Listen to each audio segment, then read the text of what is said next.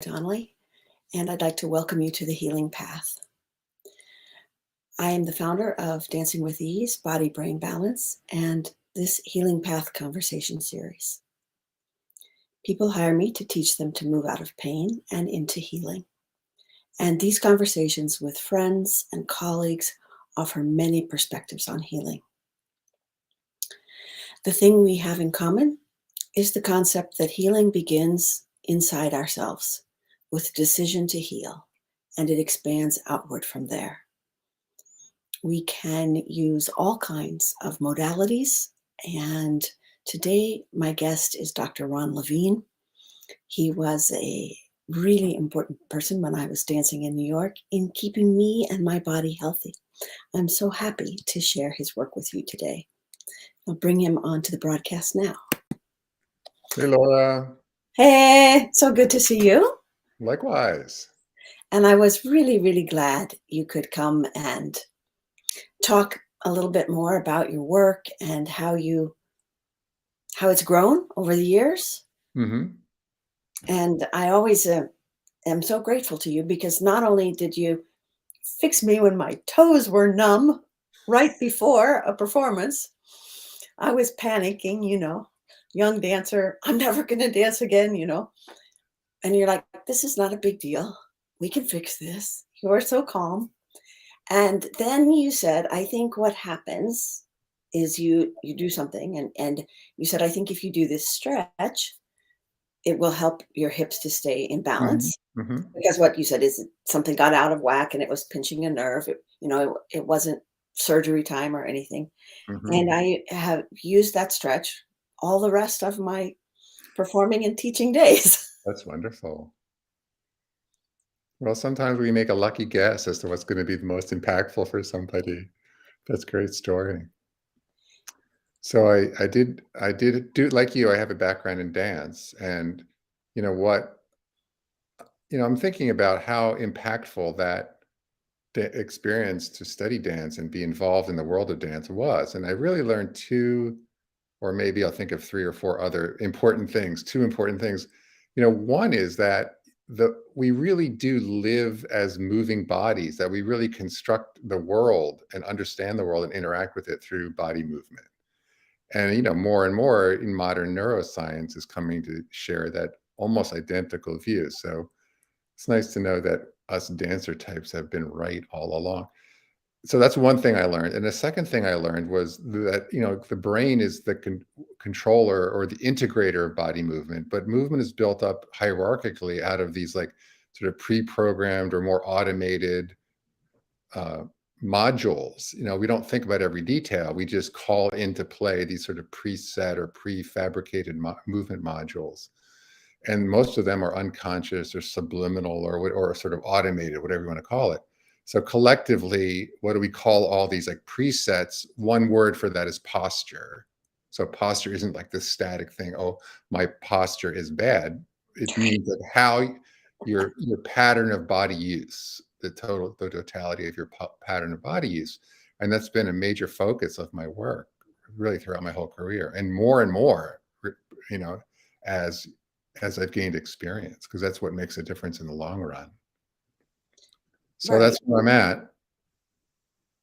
Well, your body and how you use it, right? Absolutely. Yeah.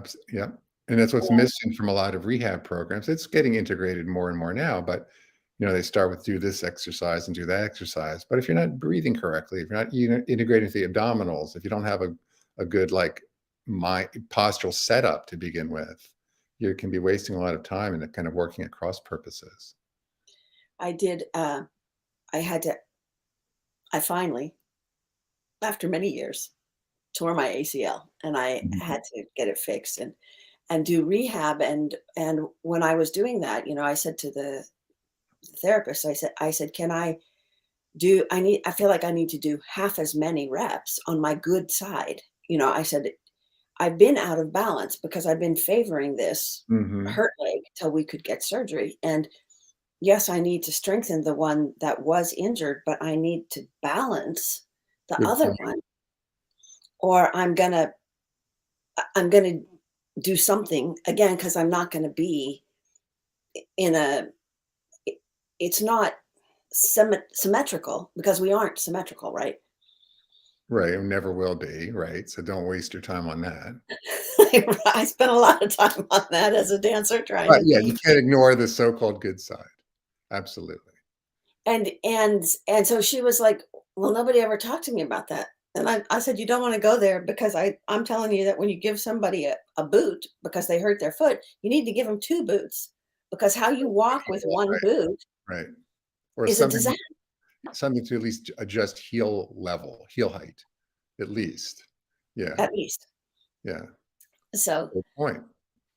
so when you work with somebody on their posture, Mhm. do you look at them in all kinds of different situations, like walking and sitting and standing?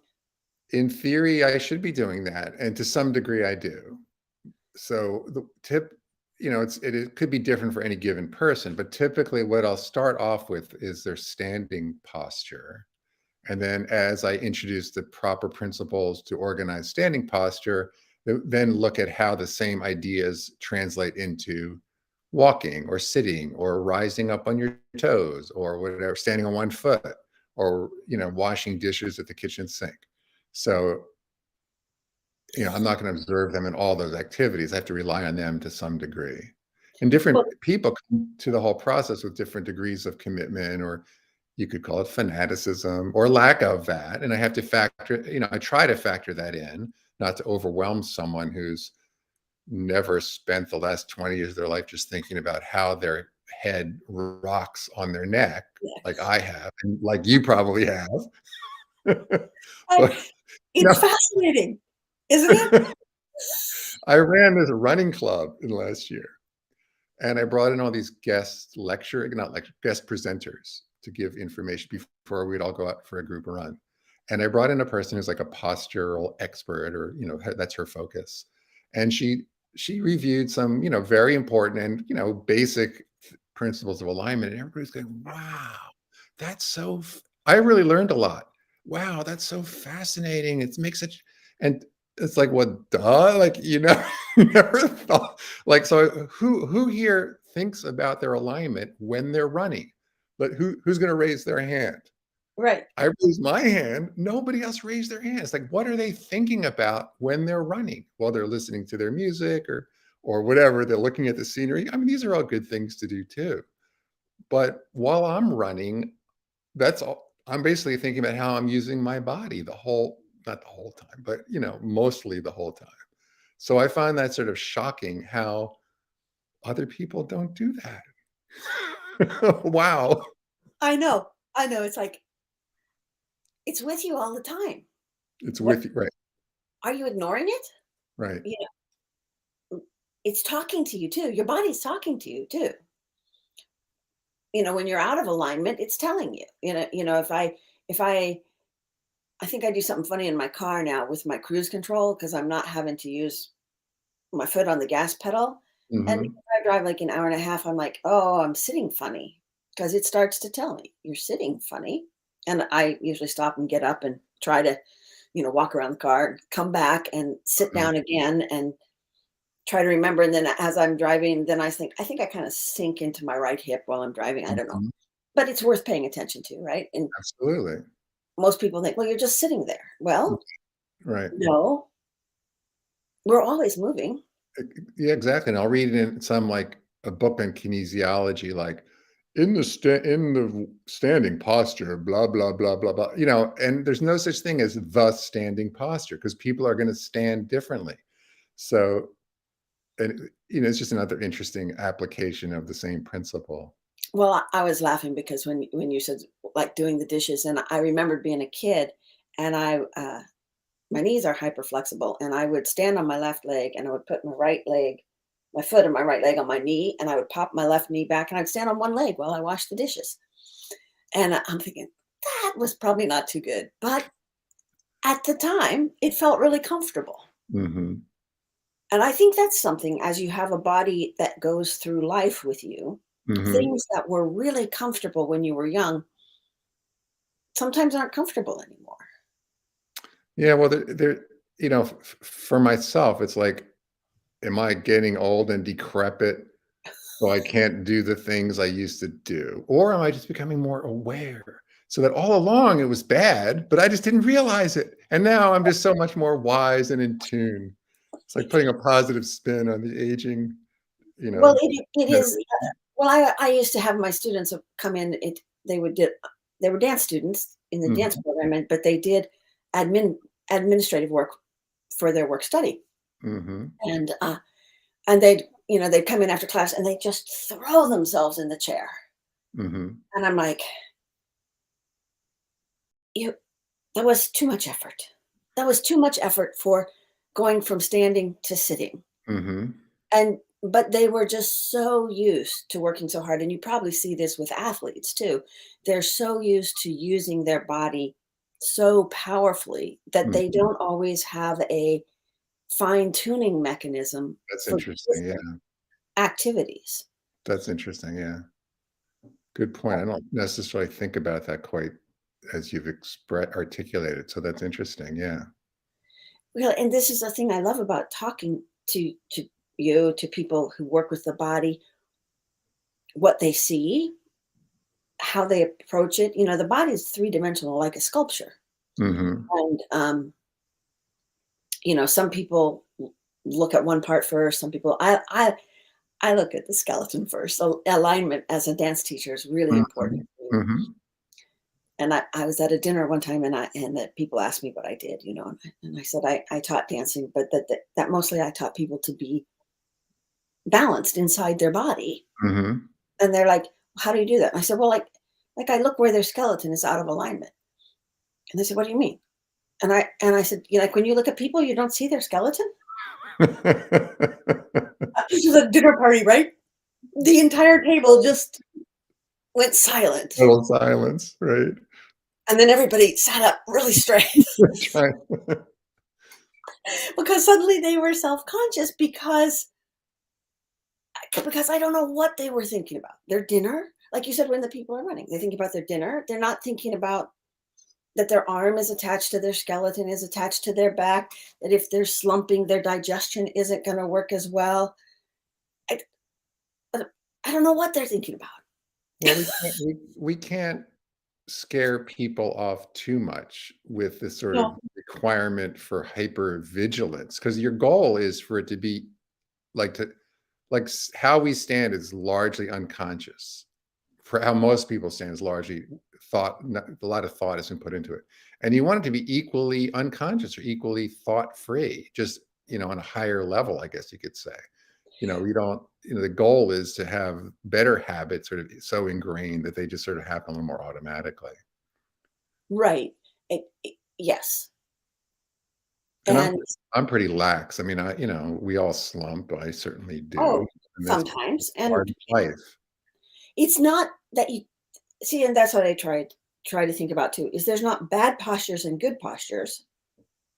There's just moving through whatever you're doing. And a lot of what people I was gonna say ingested as ideas about good posture, shoulders back, it's way too much effort and way too tense. And at the same time, it can be very playful to notice what you're doing, like with a computer. The Mhm, people kinda lean into the screen because they're entranced by the mhm. images, the information, what they're reading, and then to notice like, "Oh, that's not necessarily helpful to me to sit that way. Mhm. What if I try some of the things Dr. Levine told me about sitting comfortably? What if I put 2 feet flat on the ground instead of crossing my feet underneath my chair?" I And then you spoke just yeah, what? Go I'm on. sorry to interrupt you, go on. Well, I was gonna say, sometimes I check in and I didn't even know my feet were crossed under the chair.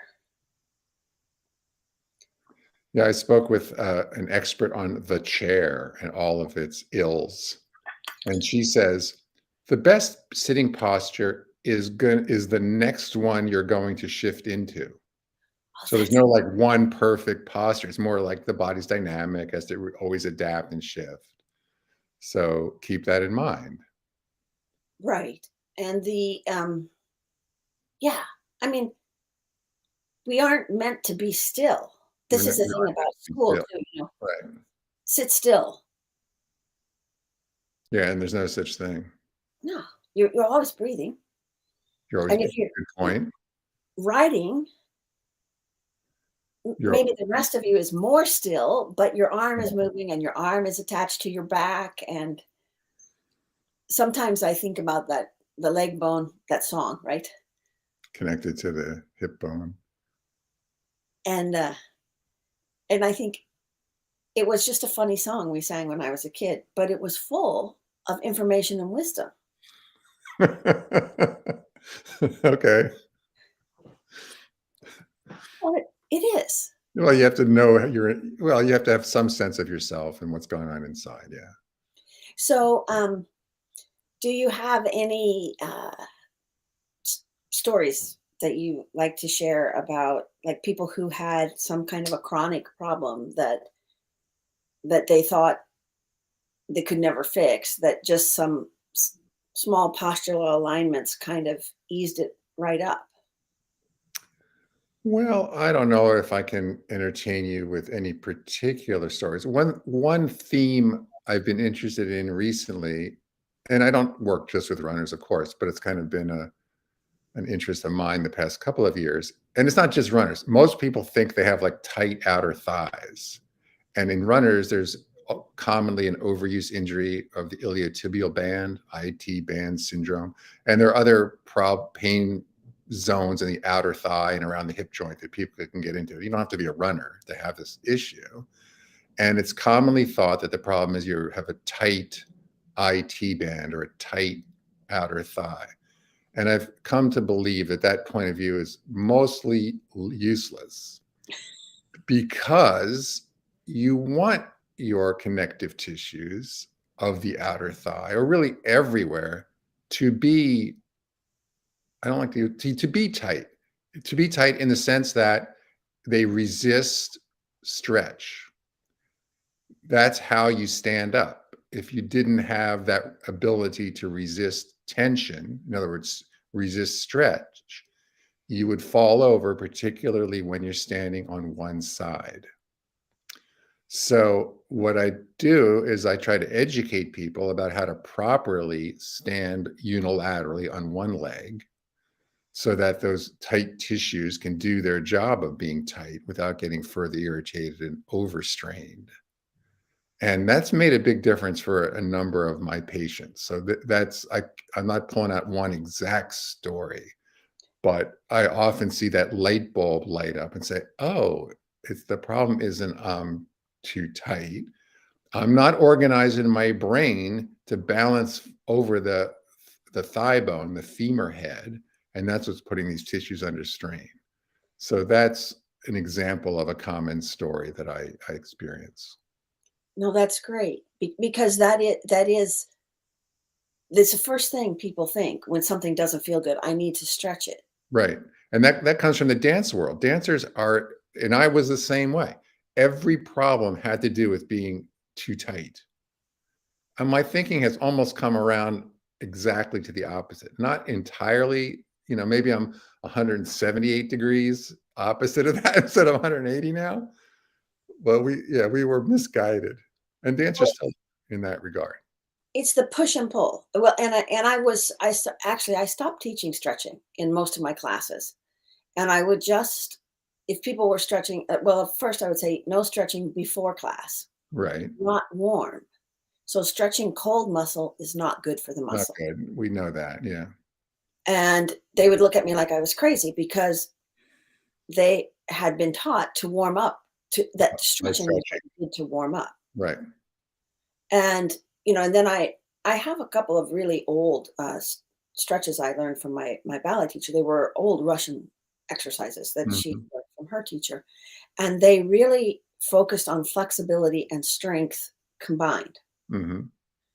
And that what I shared with the students is that all of one thing, which is what you're saying, not enough tightness, and the muscles are not able to stay in the track they need to stay in to keep you strong. Mhm. Overbulk, and then you don't have enough flexibility. And so, like you started at the beginning, it's all about balance. Well, And yes. Now, I think, we need to clarify our vocabulary a little bit because the word tightness is used sort of for a lot of different things. So, what I try to teach my patients is to use the word stiffness. oh Now, yeah, stiffness sounds like a bad thing because stiffness means like you're all creaky and you can't move freely. We don't, that is a bad thing. But stiffness means if you have a connective tissue, I can't get on camera. If you have a connective tissue structure that's this long, how strongly will it resist being stretched? And stiffness in general is a good thing in this regard. So that's stiffness. And we need that in our connective tissues. And unfortunately, as we age, we typically lose that because our connective tissues become less resilient. So, okay. Explain this to me. Less resilient, as in less able to stretch and pull back. yes, less, exactly. The better word would be a less elastic. So, elastic doesn't have to do with how much it will distend, but it has to do with, I can't get on camera here. Let's I see. know what It you're saying. It's like, where how is much the it will camera? distend, but it's how much as it distends will it store energy so that when the force is released, it'll snap back. Pull back to where But it needs to yes, so be. when you're running, you hit the ground as much as possible. You want to regain the energy that you lost by decelerating yourself and spring back into action. That's elasticity. So as we age, we typically lose elasticity in our connective tissues. And that's why the old, like you ever see this test? You like pull up your skin Oh, and see how long it takes to snap back into place, like a mine's, 20-year-old versus a 40-year-old versus a 60-year-old, right? oh, mine's flat. All downhill. I'm checking it now. It's going back pretty good. Good. So we want stiffness and we want elasticity. Those are the good things. Right, right. And in stretch, so here's the good. I tell also I don't like to use the word stretching either, because in stretching, here's the thing that people I think don't understand. It actually does not change the stiffness of the tissue. Mhm. So if you Right. have your psoas muscle, your hip flexor muscle, and has a certain stiffness, which is a good thing, and you have a program of stretching to always lengthen it out or have it experience a more lengthened position, it will not change the stiffness of the muscle. But what it will change is the neurological feedback from the muscle back to the brain. So the brain becomes more used to feeling this psoas muscle in a longer state, and it becomes more comfortable with that. So flexibility is largely a question of neurofeedback. Like what's a comfortable way for this muscle to operate, a comfortable range within which this can operate. So this is how I try to like share my knowledge with people so that at least they're thinking about it the way the body actually works. Right. And Not the vague concepts of, oh, I'm too tight, I'm too weak, I'm too this, I'm too that. I'm too old. I can't do Oh, this. yeah. Oh, there's only so much you can do about it, but you're never too old to learn. You're never too old to gain strength Right. and awareness and better postural connection. Well, a lot of things that I struggled to do when I was young, I can do more easily now because I use my body more More efficiently. correct. Yeah, good point. And and when I was young, a lot of times I just used brute force because I had so much brute Right. force Yeah. available. And I didn't understand.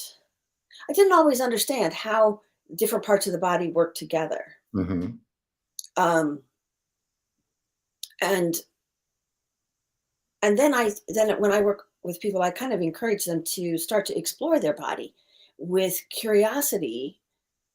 Sometimes a lot of times people, especially dancers, they really mad about their body. Well, this is my good foot, this is my bad foot, and they might hit their bad foot, and they have a list of things that don't work right in their body. Hmm. Hmm. And I'm like, what does work right? start with what works right, and then your whole body kind of goes, "Oh, she likes me." And then it moves a little better because I'm not, if you think about, when you scold a little kid, they get all tense. Well, when you scold your body, it gets all tense too. That's such a good point. And that And exploratory path that you help people to experience, that's wonderful. I don't take enough advantage of that in my own work, but getting people to feel and just try different things and notice what it feels like. That's wonderful. well, and then how does this, and then they come back and they say, well, I- somebody the other day that said to me, after several weeks, she said, I realize when I sit down at the computer, everything is fine. I put my hands on there and I start to write and I stick my chin out. She said, this is like turtleneck. I don't need this. And I said, true, you don't need this. But it's become a habit, like you're saying, like a pattern in the body, an unconscious pattern. Hmm. And I think when we go into work to change our posture, you can tell me what your theory is too, is what first we want to become aware of those unconscious patterns Hmm. and habits, and then say, what if I didn't do that? You know, my original dance thing is, oh, this is bad, this is better. No. Hmm. I just moved the forward tension to the backward place. And I didn't let my body find its correct alignment in Right. relationship to the screen. I just tried to move it like one of those little wooden sculptures of the body. Yeah. Yeah. No, in my work, I tend to actually do that more. So in our world, there's different approaches. Wait, I forget. Are you an Alexander teacher also? You Yeah, are. Yeah. yeah, So you generalizing, of course, about Alexander teachers, are very strong on awareness and not telling the person like what's right and what's wrong. It's more like try this and see how this feels, which is wonderful. On the other hand, I tend to be more proscriptive than that. And I'll tell the person, yeah, this is right. Or I try not to use quite that judgmental a word, but they know that's what I mean. So I just figure out why not. And I and I don't really mean like you have to do it my way. But at least by helping them to experience what I think is more right, then they still have to feel it and integrate it into their own system. But I'm giving them what I think the positives of my approach is I'm giving them something very specific that they can experience that's going to be distinct from what their usual is.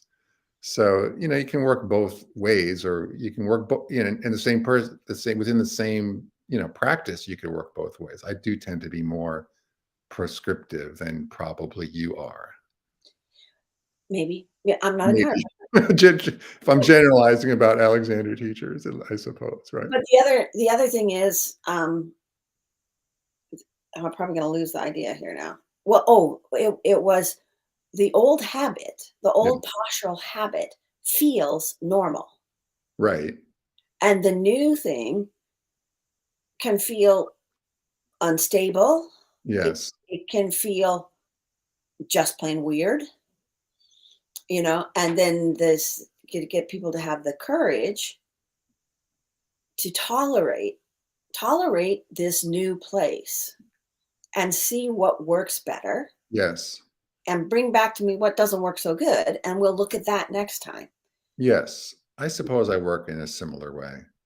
You always seem like that to me. I mean, like, you didn't just ever say, go do this and come back when you're hurt again. Maybe it was more like, let's check how this is working in a week or so, Well, so that's that true. if Yeah. I was overdoing, you know if I thought something was, this was not good and this is good, well, this would be dancers too. So if this is good, then doing it 50 times harder is better. Yeah, there's that. There is that. I do have some skepticism about systems of value within sort of the movement and alignment and posture world that prioritize ease and efficiency. And I do myself prioritize ease and efficiency. So I guess you could say I have skepticism towards myself. But the body by its very nature is inefficient. It's supposed to be, like the most efficient thing is to dig a hole, jump in, and shovel the dirt back over you. Because like the very fact that we're here on planet Earth breathing and consuming materials, we're by our very nature in inefficiency. And if you add in the fact that as human beings, we're trying to express ourselves. So there's an expressive component to movement, which is almost inherently going to make it less efficient than if it was just like a task directed activity where you're trying to use the least possible muscular effort. So, more at ease and more efficient is good because it's like a baseline from which you can then add on the other elements. Whereas if you're undifferentiated, I guess what I'm looking for is what I prefer to think about when I try to think about it more clearly is more differentiated versus less differentiated. Because if you're not thinking about your posture, if you have no idea where your posture is even at, you can't possibly even have good or bad posture. It's an undifferentiated morass. Once you start to think, well, gee, here my head could be forward, my head could be back, my head could be up, then you can start to make choices about good or bad, so so that's what I have to say about that. So too much ease and efficiency too much focus or valuing of ease and efficiency, I think, can backfire. Like those dancers who threw themselves into their chair. Right. Why not? Life is rich. Let's throw ourselves into this or that, or it may be. Well, and the whole thing is, what is the appropriate effort for this activity? Yes. Because like running requires more effort than walking. Yes. Uh, Running and jumping over little tiny short hurdles, the little hurdle requires Even a little more. more effort than the regular Even more. running. Right. And so and then dancing, a grand jeté takes more effort than Right. a A conduit. petite. Right. Yeah. And so the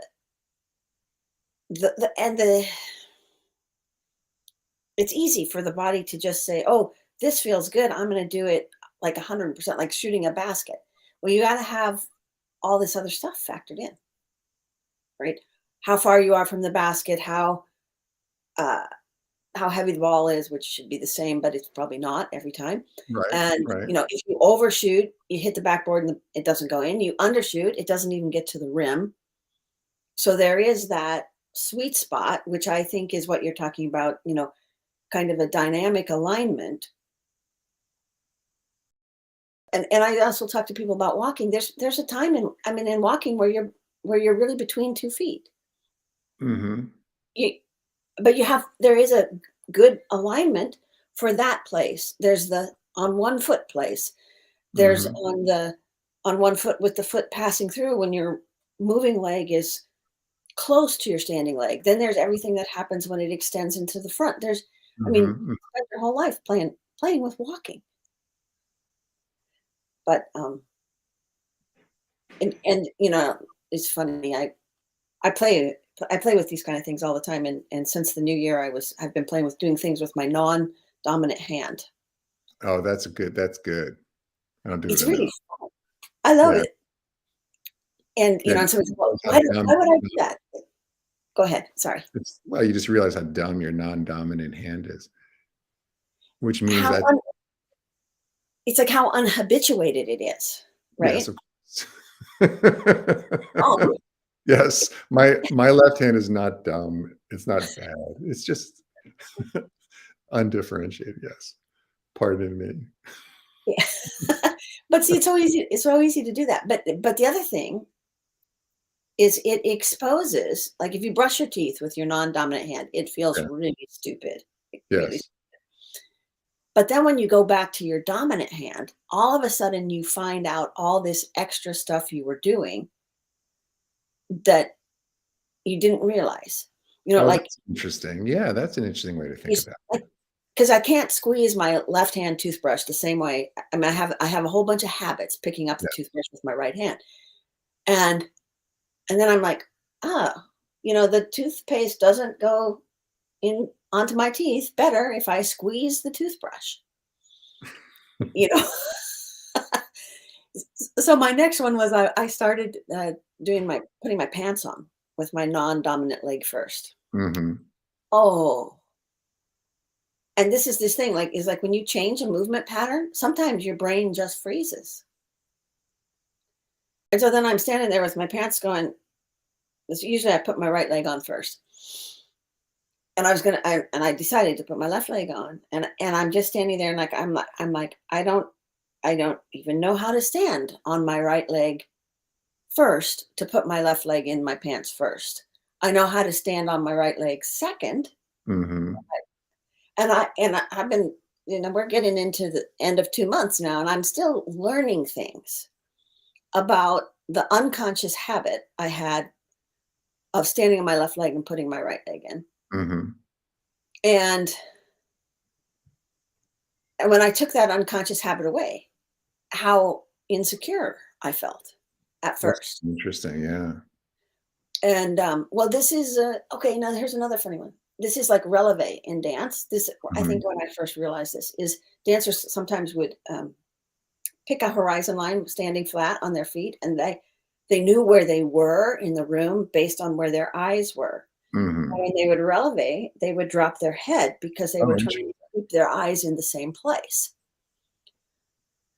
And it's really bad if you're going up on point because like you're raising your head about 4 inches at least, and yeah, then they would fall over because that they makes were sense, yeah, 'cause your head's gonna be in a different balance point, and you wanna yeah. keep it the same. And so I'm like you're going to go up on elevate. You've got to let your eyes go up. You've got to let everything go up. And to me, it, that's a no brainer. but But sometimes you have to point these things out to people. but to their bodies, that felt weird to be in this different place. That's interesting, yeah, good point. I'm gonna So use these ideas, with other people. it's so fun, and I said to people, how can you be bored if you have a body? It's always doing something. That's interesting, yeah. And what I love too is like you're still writing these wonderful articles, which I had the link for people to go and find your articles, and still discovering things, and still exploring, and helping people learn more about themselves and their own system, which I think is really it's really awesome because the more we know, the better we can take care of ourselves. Thank you, yes. And not be afraid. So much of I mean, your focus is on healing, and so much of the medical system or just people societal systems are based on fear of what could go wrong and what disease you could have, and let's do this test, let's do this test, and those things are necessary. I'm not trying to say they're not, but we don't have to start from a position of fear where, oh my god, this could have, the baseline of the body is resilience, is self-healing. That's the baseline. Yeah, So don't worry. yeah.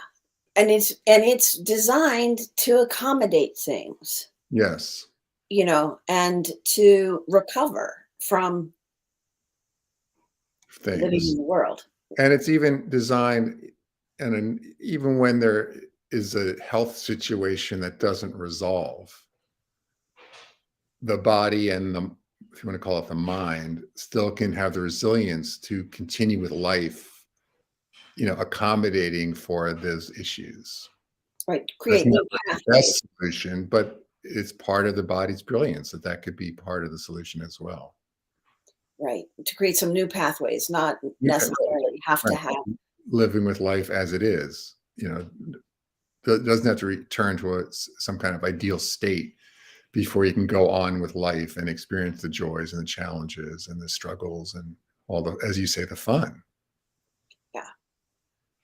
Ron, this is great, and I know I wanted to ask you a little bit about you're working on a new posture class so that for Yeah, people I'm who trying to encapsulate, I guess, or organize how I work with people with their posture and turn it into a systematic, easily accessible program.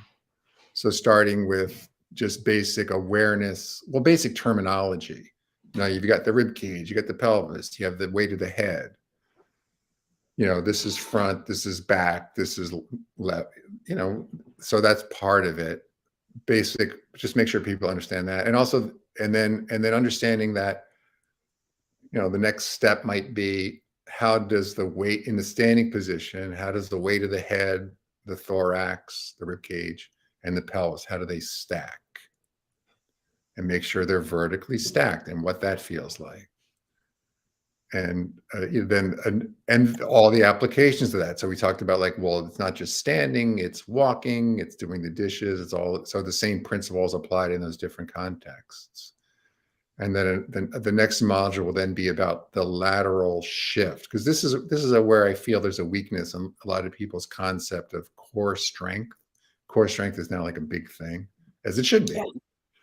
Yeah. But core strength is often worked on like in a symmetrical way, like the two parts of the body are working together, curl up or whatever. But when we're walking, we're shifting the body weight from left to right. And there's a whole additional set of stabilizations and awarenesses that have to take place to accommodate to that lateral shift. So when that's thrown off, that's when you get that iliotibial band tightness, by the way. So the next section of the course, you could call it, would be about the lateral shift. So this is how I'm developing my ideas. Another part would have to do with like toe strength. Toe strength is like a neglected part.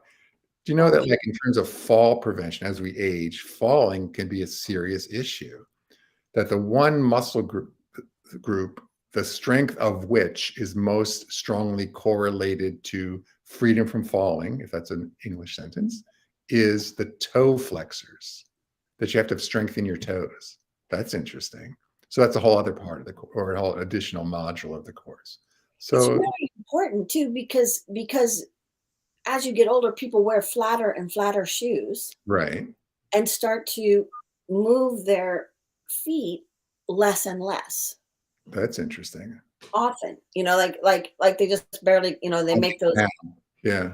If you start looking at shoes, they aren't necessarily flat, but they're slightly tilted so that the shoe rolls you in the walking action Right. instead of your Right. foot rolling in the Yeah. walking action inside of the shoe. And the toes are really interesting. Tune in next week. We could do that. We could do that. Everything you I didn't know, hadn't you thought should know, about you toes know. though in relation to falling.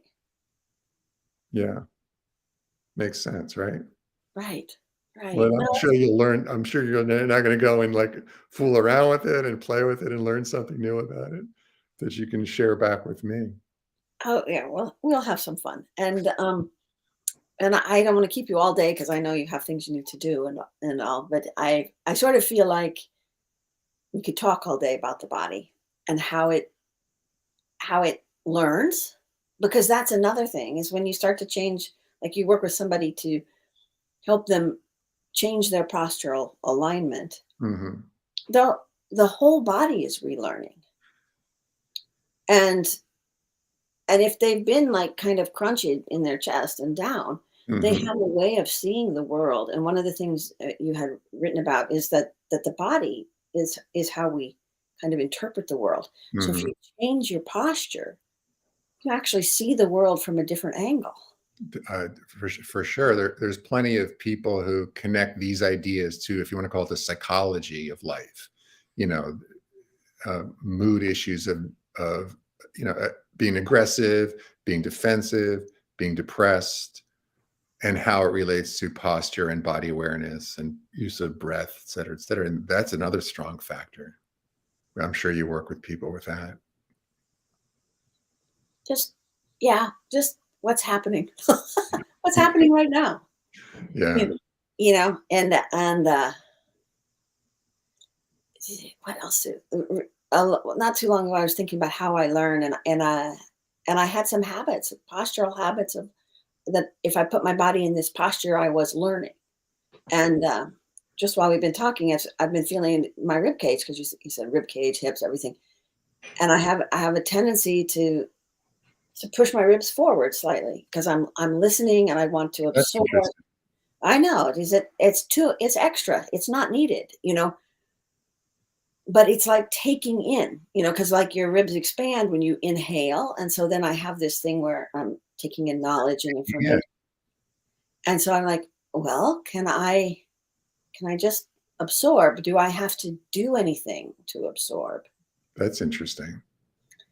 And so then so now I have another thing to play with besides looking at my toes when I walk. Okay, well, thanks for inviting me to have this conversation. It's been really enjoyable and intriguing. It was fun. It was fun, and thank you for taking the time. And I think it'll be very exciting for people who don't get to New York and can't work with you in person to have something, course, and I'm sure you'll do videos and things for them to relate to Yes. and understand. And it's a great way to share more of your knowledge. Yeah, thank you. Keep keep keep rolling there, Laura. We'll give it a shot. You know, Take care. bye-bye. Thank you.